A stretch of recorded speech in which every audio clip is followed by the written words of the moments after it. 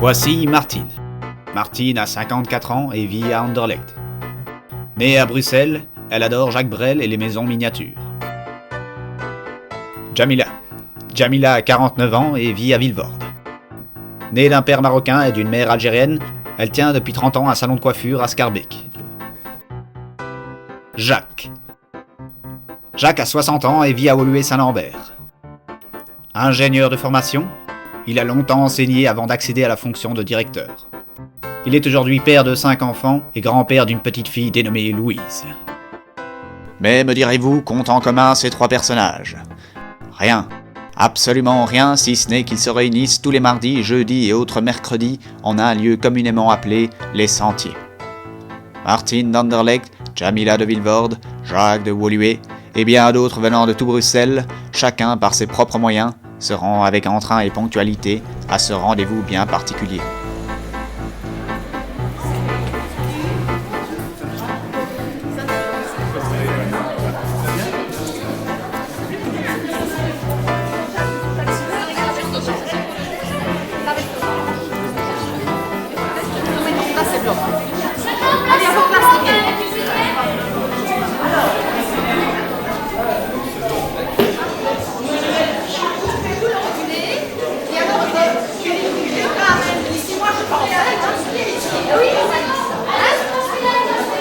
Voilà. Ok, silence, on recommence.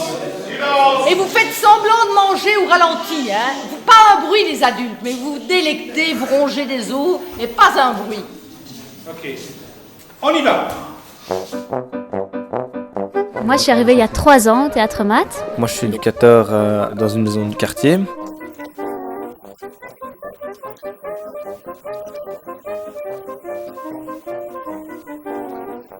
Je suis arrivé un soir et mon idée c'était de me mettre sur le côté, de regarder et peut-être de me barrer, je ne sais pas.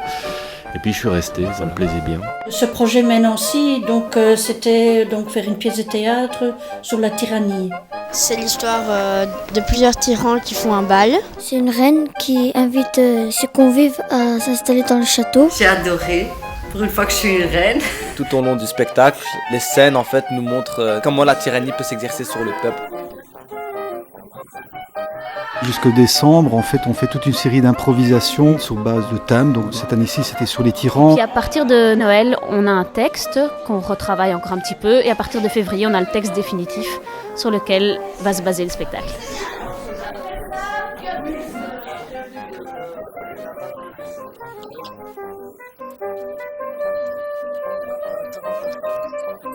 C'est un vrai cafarnaum au début.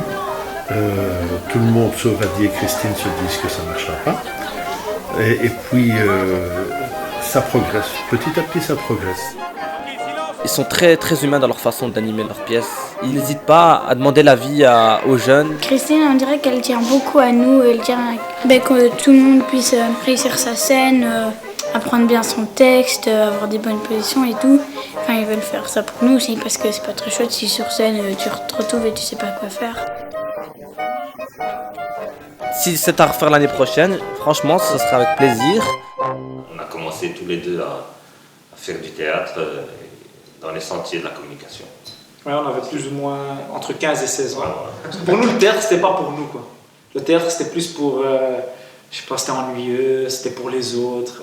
En plus, la vision aussi, on avait une vision du théâtre. Moi, j'avais une vision du théâtre. Le théâtre, c'était les gens en collant, qui faisaient leur danse. Et voilà, moi, c'était ça le théâtre pour moi. Donc, même plus loin, qu'est-ce que diraient nos amis en nous voyant sur scène ?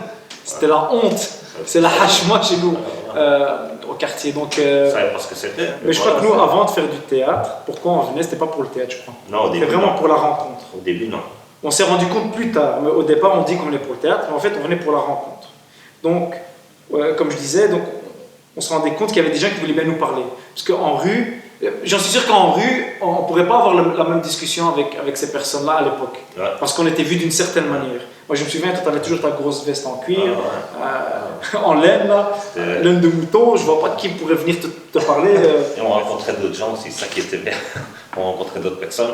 Et voilà, on a appris tellement de choses qu'au final, on a reproduit un peu le positif qu'on a vécu, on l'a reproduit. Comment on est devenu éducateur, on a eu des jeunes, on a fait comme l'éducateur qui avait fait avec nous, on a fait pareil, donc on a ramené les jeunes ici, et voilà, donc on a ramené une autre génération qui est encore plus dure que nous, je pense. Le théâtre, c'est un outil de communication, et c'est un outil de communication vers l'extérieur. Si à un moment donné, on coupe ça aux jeunes, ils vont s'exprimer d'une autre façon, et on sait de quelle façon ils vont s'exprimer.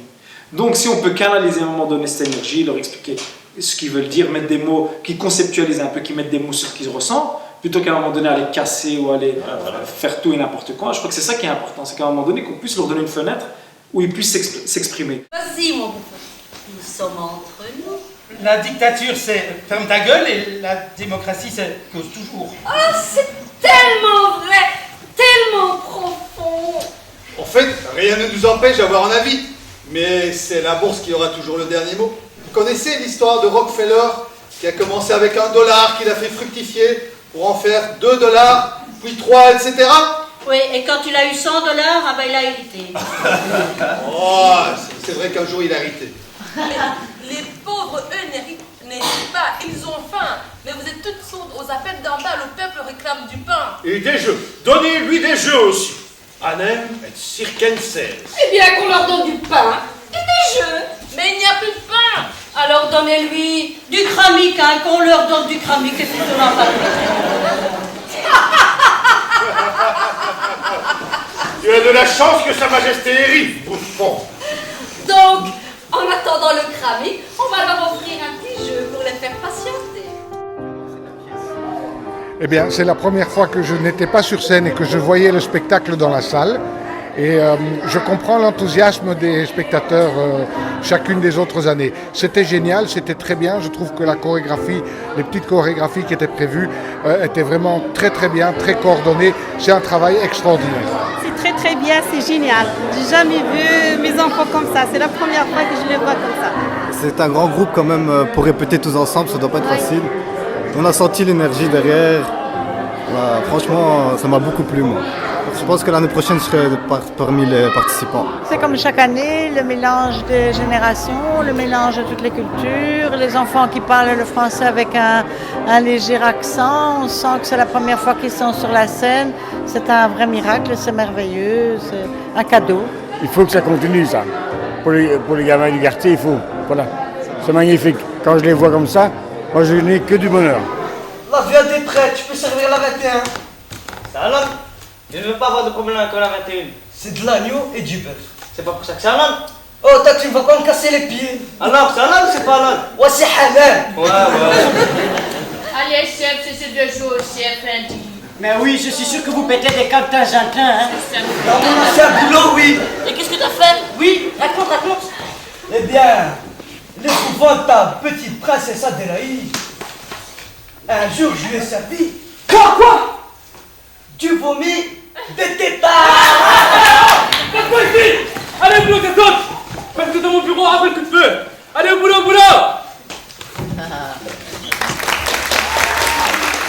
Et bien voilà, on a une fois de plus réussi le sentier contre toute attente.